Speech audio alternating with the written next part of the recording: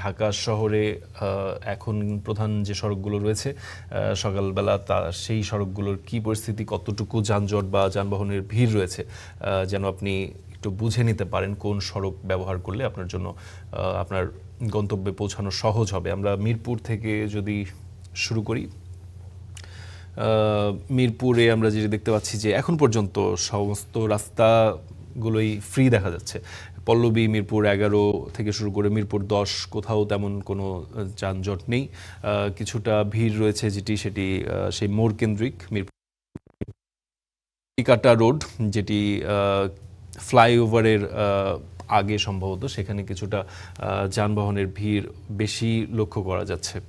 এছাড়া তেমন কোনো দুশ্চিন্তার কারণ নেই। সমস্ত রাস্তা, এয়ারপোর্ট রোড যেটি আছে এবং উত্তরা পুরোটি আমরা দেখতে পাচ্ছি যে একদমই ফাঁকা রয়েছে। আজ বৃহস্পতিবার, সপ্তাহের শেষ কর্মদিবস।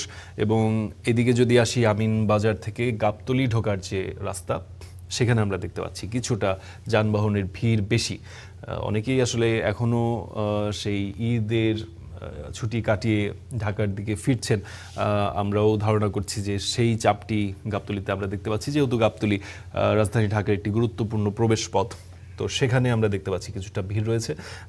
সেই ভিড়টি কিন্তু খুব একটা দীর্ঘ নয়, সেটি ওই যে মাজার রোড এবং টেকনিক্যাল সেই পর্যন্তই আসলে সীমাবদ্ধ।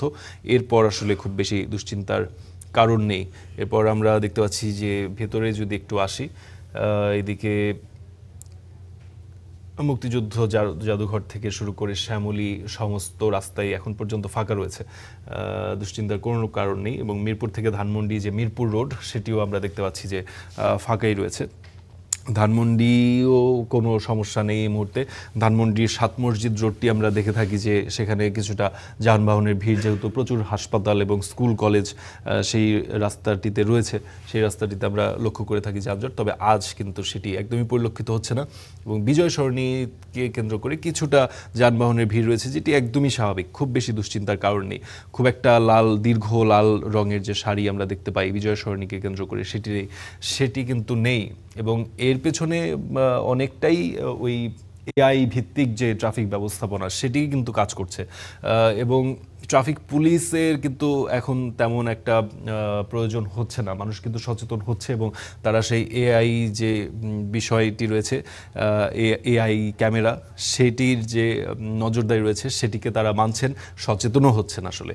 এবং বাস টার্মিনাল, মহাখালী বাস টার্মিনালকে কেন্দ্র করেও আমরা দেখে থাকি যে কিছুটা যানজট থাকে। আজ কিন্তু সেটিও নেই। তো মোটা দাগে যদি বলতে চাই, ফার্মগেটে কিছুটা রয়েছে, বিজয় সরণি এবং ফার্মগেট, সেটি আসলে ঢাকার প্রাণকেন্দ্র। তো সেখানে আসলে কিছুটা যানবাহনের ভিড় সবসময় থাকে। এছাড়া কিন্তু খুব একটা দুশ্চিন্তার কোনো কারণ নেই। মালিবাগে কিছুটা রয়েছে, এদিকে কিছুটা যানজট রয়েছে, কিন্তু এটি আসলে খুব বেশি দুশ্চিন্তার কারণ নেই। খুব বেশি সময় নিয়ে আপনাকে বের হতে হবে না। যেই রাস্তাটি আপনি নিতে চান সেটি এখন, পরবর্তীতে দিনের পরের অংশে কী হবে সেটি অবশ্যই অনুমান করা যাচ্ছে না। তবে এই মুহূর্তে সকাল 8টায় আপনারা যারা বের হবেন তারা আসলে নিশ্চিন্তেই বের হতে পারেন। কোনো সমস্যা আমরা এখন পর্যন্ত দেখতে পাচ্ছি না।